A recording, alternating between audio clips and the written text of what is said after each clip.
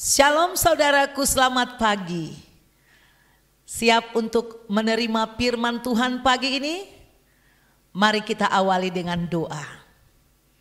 Syukur kepadamu ya Bapa di surga, karena kami pagi ini boleh bangun. Dan kami tahu kami tidak bisa berbuat apa-apa di luar Engkau. Terima kasih untuk kesempatan setiap pagi kami boleh menikmati sajian firman-Mu. Kami mau firman-Mu itu menjadi awal dari seluruh kehidupan kami. Firman-Mu memberikan kami kekuatan, firman-Mu memberikan kami terang, memberikan kami hikmat, kecerdasan dan keberhasilan. Kuasa darah Yesus menguduskan hati dan pikiran kami sehingga firman-Mu hidup dan menetap di dalam kami. Kamu sambut firman Tuhan dalam nama Tuhan Yesus. Haleluya. Amin. Shalom saudaraku, kita masuk lagi dalam acara BLC dari CBM 7 TV dengan saya Pendeta Deborah Dumasi Siani Partambunan. BLC atau Bible Lovers Club kita buat agar semua jemaat Tuhan boleh pernah membaca Alkitab secara teratur dari Kejadian sampai kitab Wahyu, dari perjanjian lama sampai perjanjian baru. Karena firman Tuhan adalah sungguh-sungguh makanan bagi jiwa kita. Kita masuk ke dalam pembacaan Kejadian pasal 15 ayat 1 sampai 21. Judul perikop, perjanjian Tuhan dengan Abram, janji tentang keturunannya. Kemudian datanglah firman Tuhan kepada Abram dalam suatu penglihatan. Janganlah takut Abram, akulah perisaimu, upahmu akan sangat besar. Ayat 2. Abram menjawab, ya Tuhan Elohim, apakah yang akan Engkau berikan kepadaku karena aku akan meninggal dengan tidak mempunyai anak? Dan yang akan mewarisi rumahku ialah Eliezer orang Damsik itu.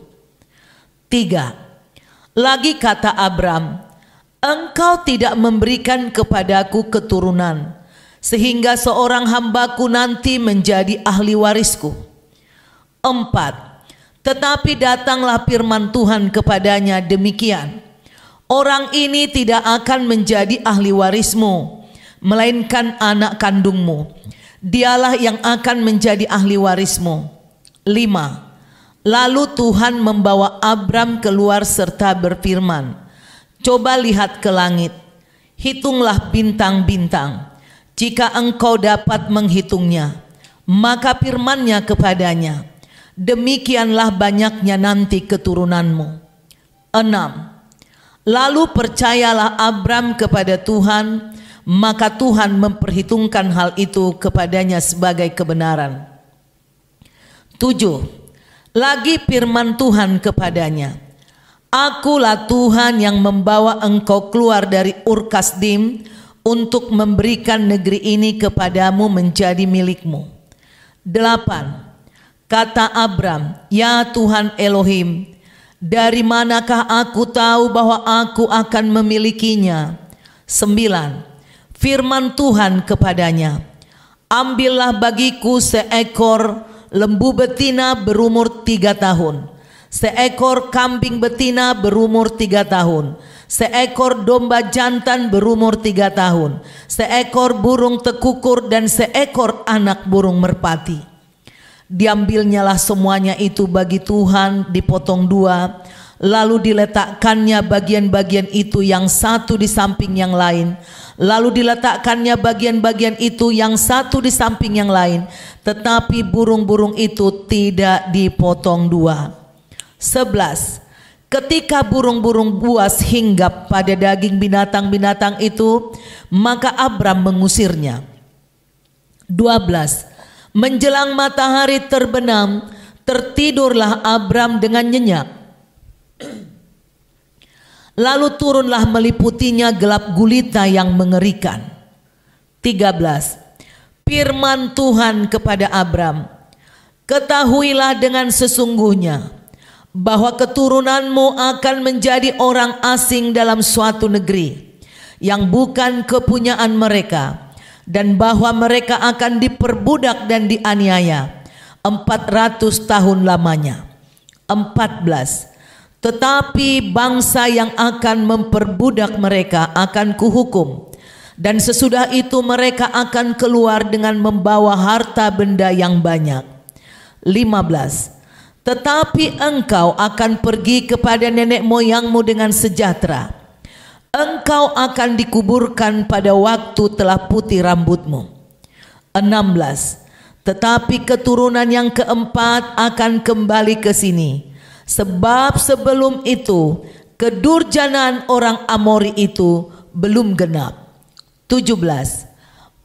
Ketika matahari telah terbenam dan hari menjadi gelap, maka kelihatanlah perapian yang berasap beserta suluh yang berapi lewat di antara potongan-potongan daging itu.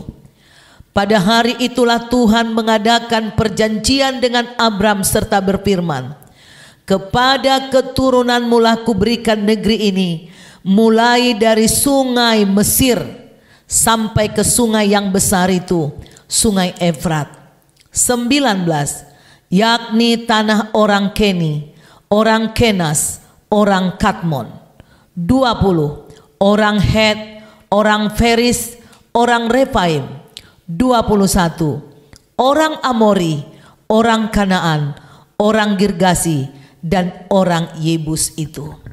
Demikianlah saudaraku pembacaan firman Tuhan dari kitab Kejadian pasal 15 ayat 1 sampai 21. Saudaraku, kalau kita perhatikan, ada 4 kali Tuhan berjanji kepada Abraham tentang soal keturunan. Lalu saudaraku, kalau kita membaca di sini, betapa Abraham sangat diberkati Tuhan dalam harta berkelimpahan. Kemarin saja baru kita pelajari, kurang lebih 300-an. Ya, ada hamba sahajanya yang siap perang, belum lagi yang ngurus yang lain. Ini konglomerat luar biasa di waktu itu. Tapi saudara tahu di zaman dahulu kala, apalagi zaman sekarang pun masih saja untuk suku-suku tertentu seperti orang Batak, Tionghoa, soal keturunan ini masih sangat hal yang paling penting dalam kehidupan berumah tangga. Jadi kalau tidak punya anak, pertama itu terhina. Kedua, buat apa saya ngumpulin harta, untuk siapa ini semua? Kira-kira gitu saudaraku. Maka ketika Tuhan datang kepada Abram di dalam satu penglihatan, dikatakan, aku perisaimu, upahmu akan sangat besar. Abram menjawab apa yang kenyataannya. Ya Tuhan, apa yang mau kau berikan kepadaku? Aku mau meninggal, nih saya sudah tua Tuhan. Tapi sampai hari ini aku belum ada anak. Kalau aku nanti mati, ya hambaku itulah yang akan mewarisi kekayaanku. Karena engkau tidak memberikan keturunan kepadaku, jadi nanti salah satu hambaku lah yang jadi ahli warisku. Inilah perkataan Abram kepada Tuhan. Saudaraku, di dunia ini dalam kehidupan banyak manusia yang menebar janji. Khususnya sekarang bisnis, ya, kita kenal lewat iklan atau propaganda. Banyak sekali orang tertipu karena propaganda yang bohong. Ya, nanti kamu beli koin, nanti kamu untung sekian. Kamu nanti pasang asuransi dulu sekian. Saat nanti kau usia sekian, asuransinya bayar kamu miliaran. Pas sudah jatuh tempo, asuransinya bubar. Kira-kira seperti itu. Bitcoin beli sekian, pas mau nabung, mau udah waktunya mau narik, bubar, dibilang ininya operatornya lagi gangguan. Wah, macam-macam saudaraku. Saya lihat janji-janji manusia begitu mudah menebar janji, begitu mudah mengingkari. Akibatnya banyak orang yang terluka dan menjadi sakit hati. Janji ditetapkan bukan untuk diingkari, tapi janji untuk ditepati, agar ikatan di antara manusia yang berjanji bisa terpelihara baik.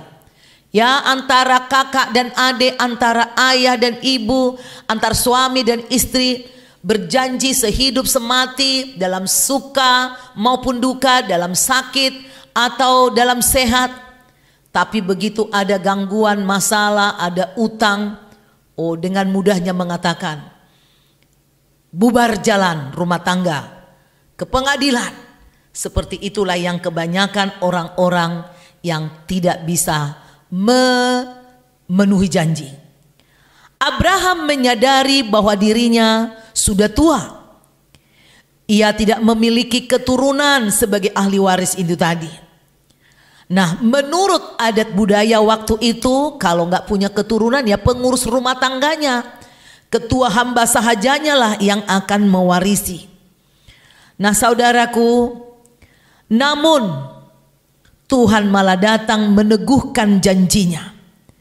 Saudaraku, Abraham ini di ayat 5 dikatakan, lalu Tuhan membawa Abram keluar serta berfirman, coba lihat ke langit, hitunglah bintang-bintang, demikianlah banyaknya nanti keturunanmu.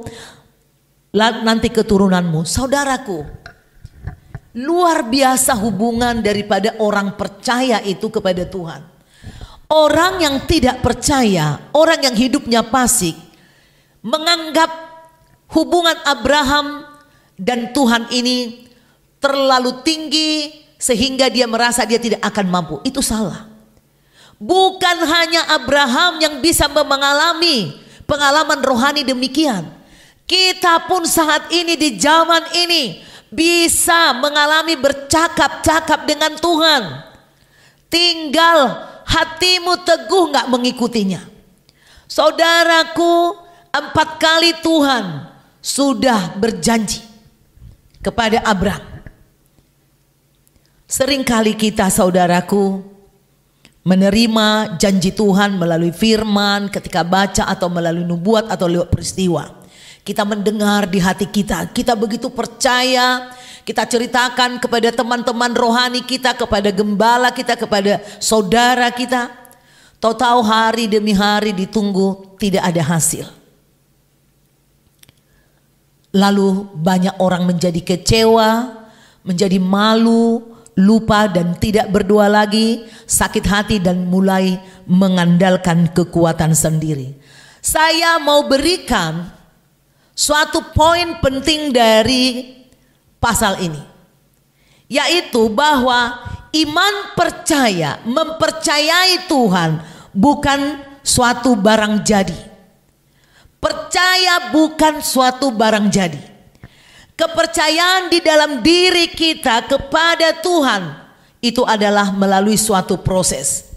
Jangankan kepada Tuhan, kepada sesama aja, kepada pasangan pun itu melalui proses. Itu sebabnya ada orang berpacaran dulu, supaya ada nilai-nilai yang bisa kita pegang, lalu kita mengikat janji, lalu kita sama-sama komitmen melakukan janji itu. Nah, kepercayaan di dalam diri kita ini adalah proses yang berkaitan erat dengan pertumbuhan rohani kita. Tidak bisa sekali saja saudaraku.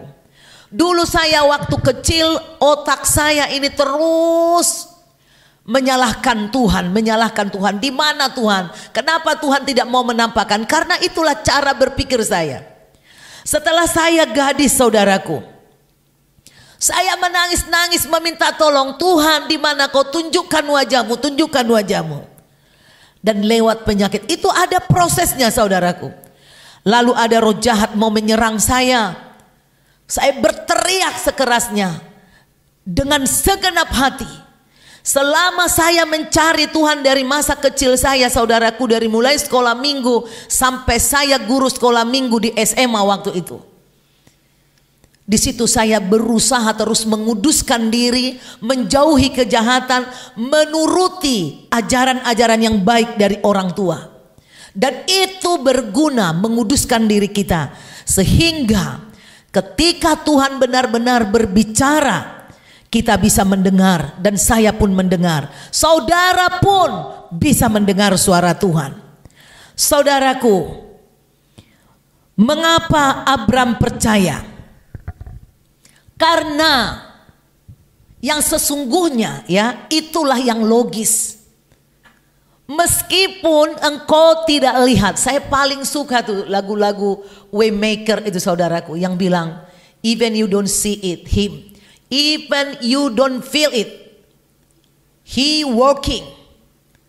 Meskipun kau tidak rasakan, meskipun kau tidak lihat, dia bekerja, percayailah, saudaraku. Jadi saudara bertobat, berbuat baik bukan hanya untuk mencapai berkat, menerima berkat, janji berkat Tuhan. Tapi iman percayamu kau harus tumbuhkan, kau harus bangun hubunganmu dengan Tuhan. Meski berkat secara jasmani belum tampak. Ketika secara rohani bertumbuh imanmu, maka engkau akan melihat nanti karunia-karunia Roh Kudus hadir dalam hidupmu. Dan tidak luput juga karunia-karunia berkat-berkat jasmani pasti diberikan Tuhan melimpah. Lihatlah, saudaraku, bagaimana hebatnya. Dikatakan di ayat 6. Lalu percayalah Abram kepada Tuhan, maka Tuhan memperhitungkan hal itu kepadanya sebagai kebenaran. Dalam bahasa Inggris, with all your heart, ya, dengan segenap hati mempercayai Tuhan. Jadi meski sakit, meski ada yang halang-halangi kamu untuk datang kepada Tuhan, tetaplah perbuat apa yang difirmankan Tuhan. Jangan, saudaraku, jangan kita meninggalkan Tuhan, jangan kecewa kepada Tuhan meski kita belum lihat hasil daripada janji-janji itu. Itulah sebabnya kita disebut keturunan Abraham.